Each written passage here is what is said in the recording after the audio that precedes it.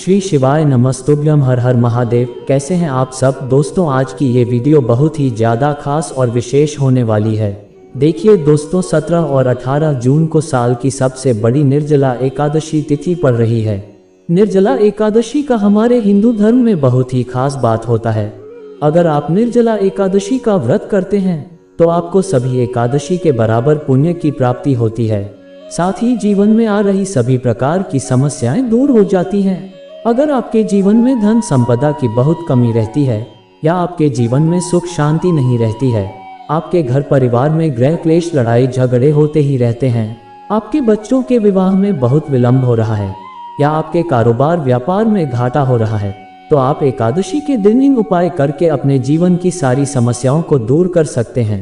दोस्तों, इन उपायों को पूज्य पंडित प्रदीप मिश्रा जी की ही कथा को सुनकर और समझकर ही हम आपको समझाने का पूरा प्रयास करते हैं, ताकि आप इन उपायों को अच्छे से समझ सकें और इन उपायों को करके आप अधिक से अधिक लाभ प्राप्त कर सकें। तो दोस्तों, आप सभी से एक छोटी सी गुजारिश है, अगर आप हमारे चैनल पर पहली बार वीडियो देख रहे हैं तो चैनल को सब्सक्राइब जरूर करें और कमेंट में श्री शिवाय नमस्तुभ्यम लिखना ना भूले। महादेव की कृपा से सदा सुख शांति बनी रहेगी। दोस्तों, आज की इस वीडियो में आपको 3 बहुत ही सुंदर सा उपाय बताएंगे। गुरु जी ने एक बिल्कुल ही नया महा उपाय बताया है। ये उपाय एक दीपक का उपाय है। अगर आप एकादशी तिथि पर एक दीपक प्रज्वलित कर देते हैं तो आपको 1000 दीपदान करने के बराबर पुण्य की प्राप्ति होगी। तो आप सभी वीडियो को बहुत ही ध्यान से देखना, ताकि आपसे कोई भी जानकारी मिस ना हो सके। दोस्तों, हिंदू पंचांग के अनुसार हर साल ज्येष्ठ माह के शुक्ल पक्ष में निर्जला एकादशी का व्रत किया जाता है। ये साल की सभी एकादशी में से सबसे बड़ी और महत्वपूर्ण एकादशी मानी गई है। इसे भीमसेनी एकादशी के नाम से भी जाना जाता है।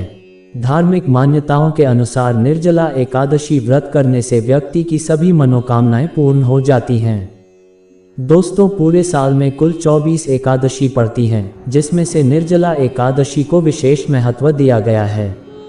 ऐसा कहा जाता है कि जो भी व्यक्ति यह व्रत करता है उसे साल की सभी एकादशी जितना व्रत करने का फल प्राप्त होता है। एकादशी तिथि पर तुलसी का महत्व और भी बढ़ जाता है, क्योंकि तुलसी भगवान विष्णु को बहुत प्रिय मानी गई है। साथ ही दोस्तों, इस बात का आपको विशेष ध्यान रखना है कि एकादशी तिथि के दिन तुलसी वृक्ष की पत्ती भूलकर भी नहीं तोड़नी चाहिए और ना ही एकादशी तिथि पर तुलसी जी को जल अर्पित करना चाहिए, क्योंकि एकादशी तिथि पर तुलसी जी व्रत रखती हैं।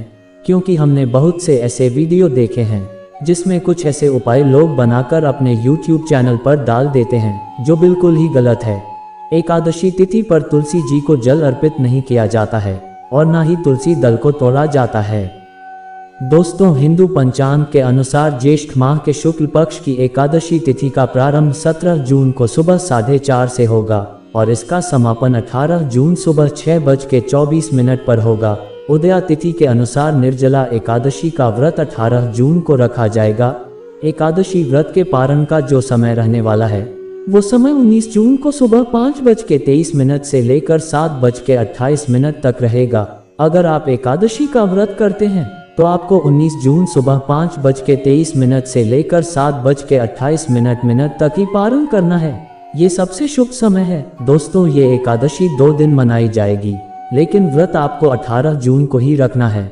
अगर आप कोई उपाय करते हैं तो आप 17 जून और 18 जून इन दोनों विशेष दिन में कर सकते हैं। दोस्तों, पहला जो उपाय है, यह उपाय एकादशी का बहुत ही लाभकारी उपाय है। यह उपाय धन प्राप्ति, कर्ज मुक्ति, कारोबार व्यापार के लिए बहुत ही ज़्यादा लाभकारी उपाय है। अगर आपके जीवन में धन संपत्ति की बहुत कमी रहती है, आपके घर में 1 रुपये आते हैं और 1.25 रुपये खर्च हो जाते हैं, आपके घर में धन टिकता ही नहीं है, या आपके ऊपर कर्ज हो गया है, आपका कर्ज धीरे धीरे बढ़ता ही जा रहा है, आपका कर्ज उतारने का नाम ही नहीं ले रहा है, या आपके कारोबार व्यापार में आपको सफलता नहीं मिल रही है, आपके कारोबार व्यापार में घाटा हो रहा है, या आपके घर परिवार में सुख शांति नहीं रहती है, तो इस उपाय को आप किसी भी एकादशी तिथि पर कर सकते हैं। इस उपाय को करने के लिए आपको 7 सुंदर से बेलपत्र लेने हैं। बेलपत्र कहीं से खंडित ना हो और कहीं से कटे फटे भी ना हो। अगर आपको बेलपत्र नहीं मिल पा रहे हैं तो आप शिवलिंग पर चढ़ाए हुए बेलपत्र को धोकर उन्हें शिव जी को फिर से समर्पित कर सकते हैं। और आपको एक तांबे का लोटा लेना है उस तांबे के लोटे में अपने घर का शुद्ध जल भर लेना है और फिर उस लोटे में कुछ बूंदे गंगाजल की डाल देना है। अगर आपके घर में पर्याप्त गंगाजल है तो आप उस लोटे को पूरा गंगाजल से भर लें। अगर नहीं है तो आप 4 से 5 बूंद गंगाजल की डाल दें और फिर उस लोटे में 7 बेलपत्र को डाल दें और फिर उस लोटे को लेकर आप किसी शिव मंदिर चले जाएं और फिर उस एक लोटे जल को नंदी भगवान के उठे हुए पांव के पास पूरा जल समर्पित कर दें और फिर बेलपत्र को शिवलिंग के ऊपर एक एक करके ओम नमः शिवाय या श्री शिवाय नमस्तुभ्यम मंत्र बोलकर इस तरह से समर्पित करना है कि बेलपत्र की डंडी जलाधारी की ओर हो। यह उपाय आपको 5 या 7 एकादशी तिथि तक करना है। आपको निश्चित ही कारोबार व्यापार में सफलता मिलेगी। आपका कर्ज धीरे धीरे उतरना शुरू हो जाएगा। आपके घर में धनलक्ष्मी का आगमन होगा। दोस्तों, दूसरा जो उपाय है, ये उपाय बहुत ही ज्यादा खास और लाभकारी उपाय है। अगर आपको जीवन में सफलता प्राप्त नहीं हो रही है, आप जो भी काम करते हैं उस काम में किसी न किसी प्रकार की अड़चनें और बाधाएं आ जाती हैं। आपके घर परिवार में सुख शांति नहीं रहती है। आपके घर परिवार में बहुत ज्यादा दरिद्रता बनी रहती है। आपके घर में आर्थिक तंगी बनी रहती है। आपके घर परिवार में लड़ाई झगड़े होते रहते हैं। आपके बच्चों के विवाह में विलंब हो रहा है। तो इस उपाय को एकादशी तिथि पर आपको घर में ही कर लेना है। इस उपाय को करने से आपको 1000 दीपदान के बराबर पुण्य की प्राप्ति होती है।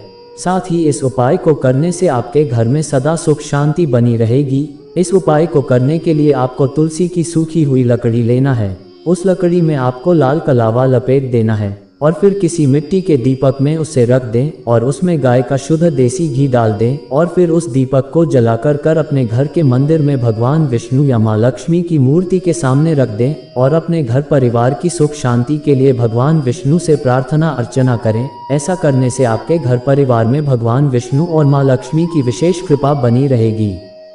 दोस्तों, अंतिम जो उपाय है, यह उपाय धन संपत्ति के लिए बहुत ही खास उपाय है।